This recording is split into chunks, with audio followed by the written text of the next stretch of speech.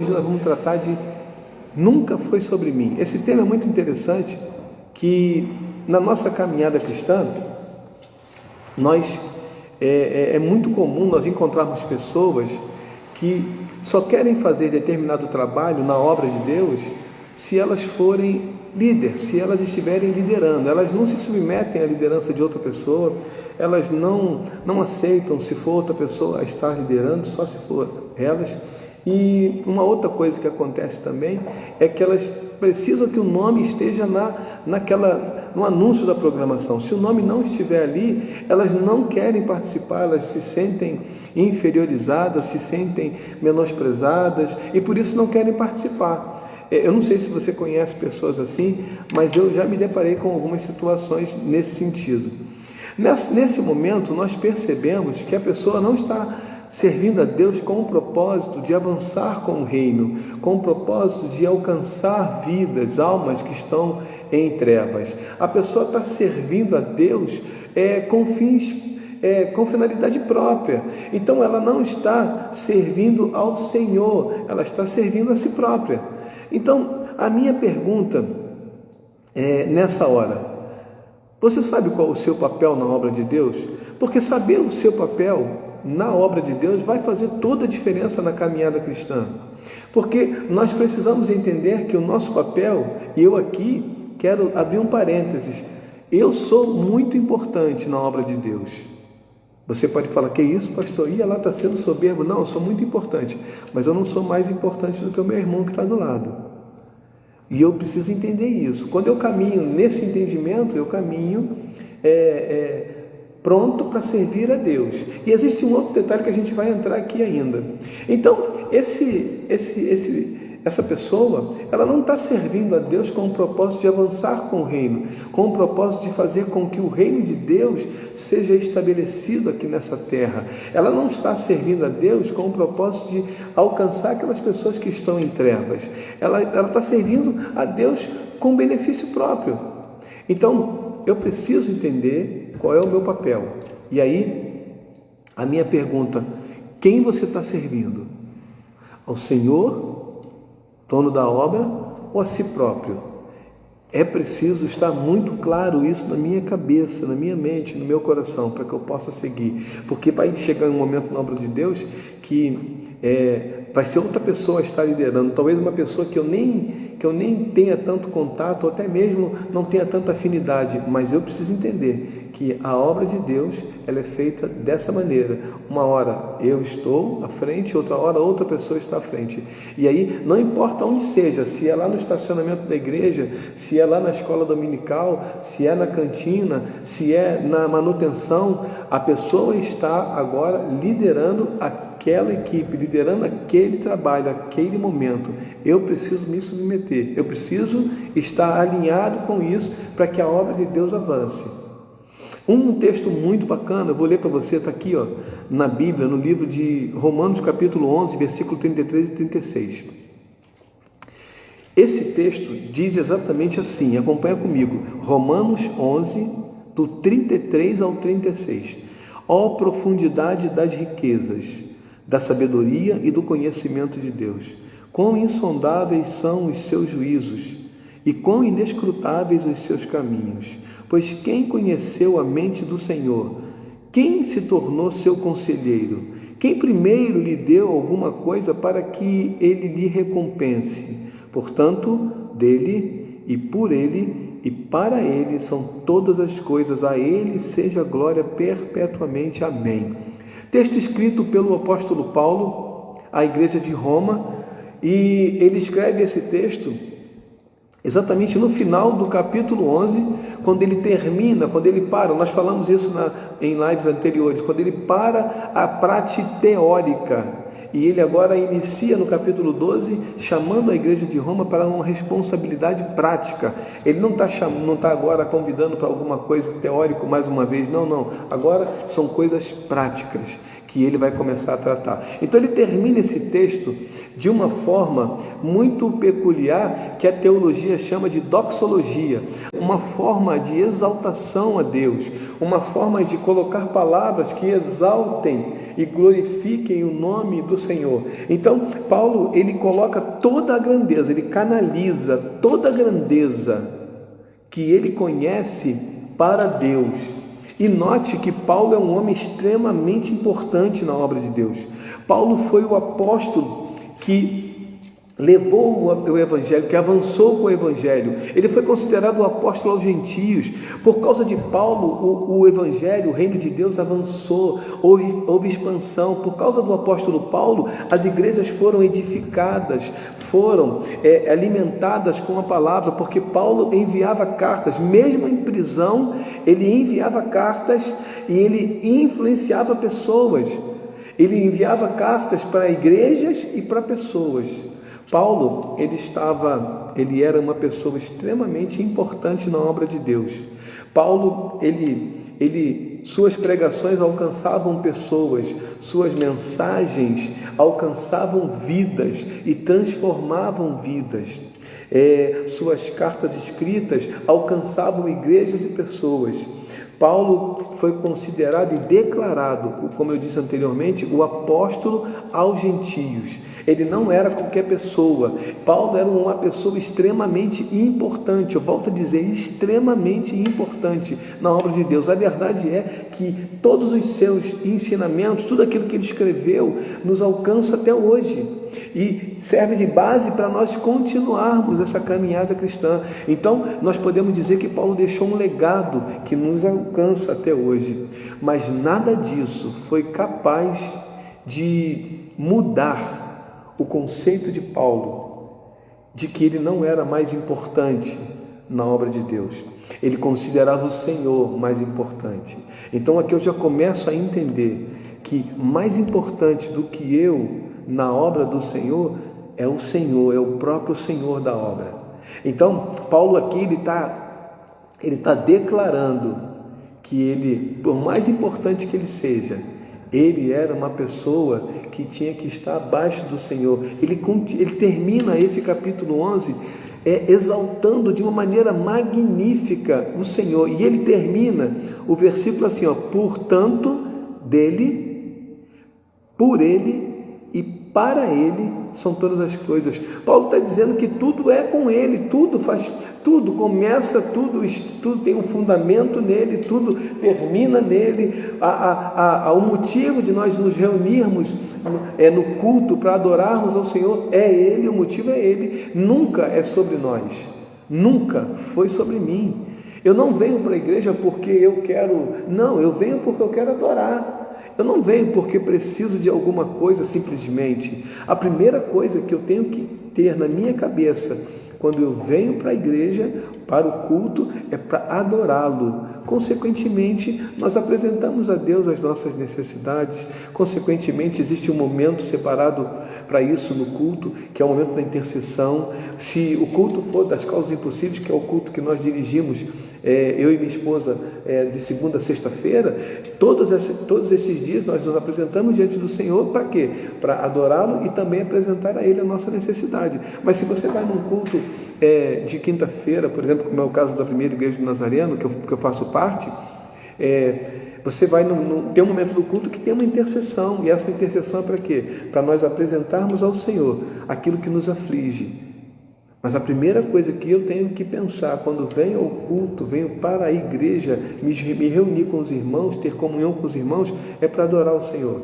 Não é sobre mim, não é o que eu estou vivendo, porque você tem que saber o que eu estou passando. Não, é sobre o Senhor. Vai ter um momento para a gente fazer isso? Claro que vai.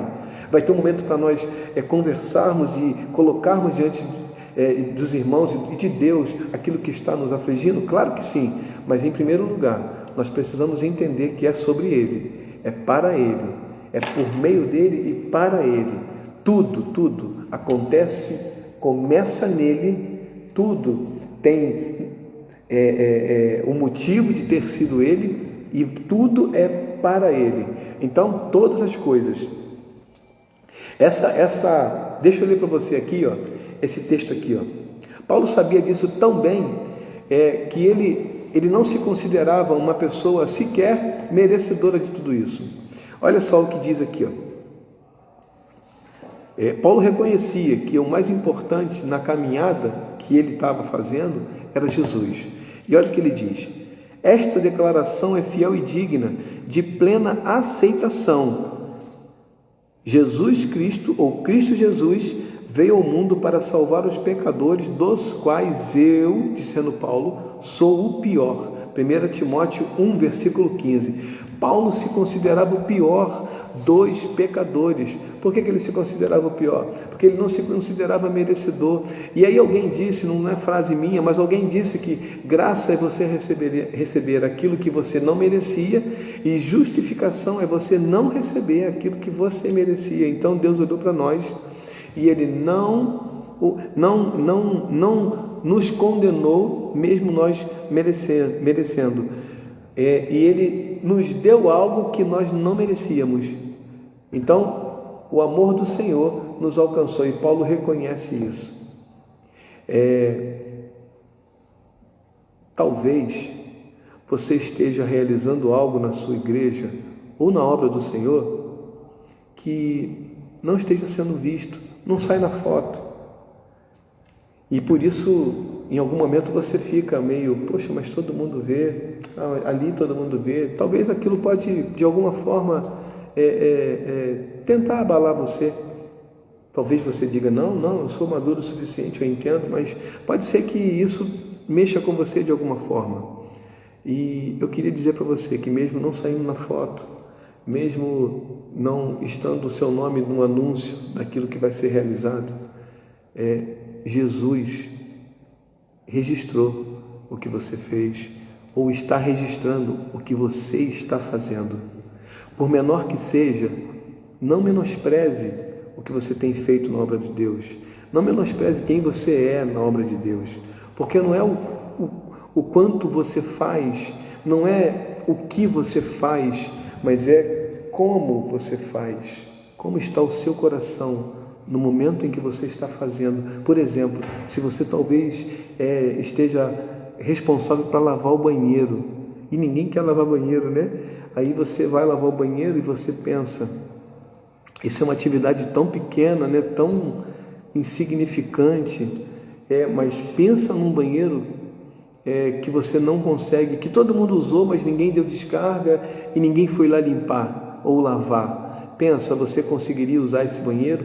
As pessoas que participam do culto, um visitante, por exemplo, ele se sentiria bem indo naquele banheiro?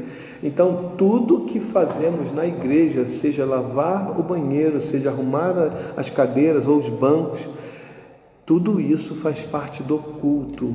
Tudo isso é importante na obra do Senhor.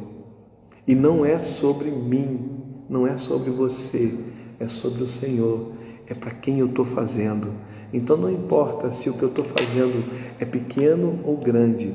Quando eu falo pequeno ou grande, na visão humana, porque não existe na obra de Deus tarefa pequena ou tarefa grande. Existe aquela tarefa que vai juntar com a outra e vai formar possibilidades de alcançar vidas que estão perdidas em trevas. Então não existe tarefa pequena ou grande, mas quando eu falo pequena ou grande, é que a gente tem esse hábito de dizer, não, essa tarefa é pequena. Existem coisas fáceis de serem feitas, né? Mas não quer dizer que elas são insignificantes. Todas elas têm o seu valor. Segunda coisa, na obra de Deus, não busque ser visto, não busque receber tapinha nas suas costas, dizendo que você fez um bom trabalho ali. E a gente precisa de elogio. Não estou dizendo que a gente não precisa disso, e não estou desfazendo disso, mas eu estou dizendo, não busque ser visto na obra de Deus. Não busque sair na foto, não busque ter o teu nome escrito lá naquele documento que vai anunciar o evento, o próximo evento. Não busque isso, mas busque ser útil, busque servir. Porque quando nós servimos ao próximo, estamos servindo a Deus. Na obra de Deus, não existe a mínima possibilidade de eu e você servirmos a Deus sem, com isso, não servirmos ao próximo. Precisamos servir ao próximo, e quando nós estamos servindo ao próximo, nós estamos servindo ao próprio Deus. Lembra do relacionamento? Também já falei, não sei se falei nessas lives, mas eu sempre falo sobre isso. O relacionamento estabelecido por Deus para o homem, ele é tanto na vertical quanto é na horizontal. Amar a Deus sobre todas as coisas, vertical, e amar ao próximo como a ti mesmo, horizontal. Então eu não consigo servir a Deus se eu não servir ao meu próximo. Eu não consigo. Eu preciso do meu próximo. O meu próximo me completa na comunhão com Deus, no serviço a Deus. Terceiro, eu vou ler para você aqui um texto que está registrado em João, capítulo 3, versículo 30. Você deve conhecer muito bem. Esse texto foi declarado por João Batista, um homem que foi assim, extremamente importante na obra de Deus. Ele foi quem abriu o caminho para o Senhor. Mas mesmo tendo sido importante, ele reconhece que não era sobre ele. Ele não era o ator principal. Ele não era o ator principal. O ator principal ia chegar.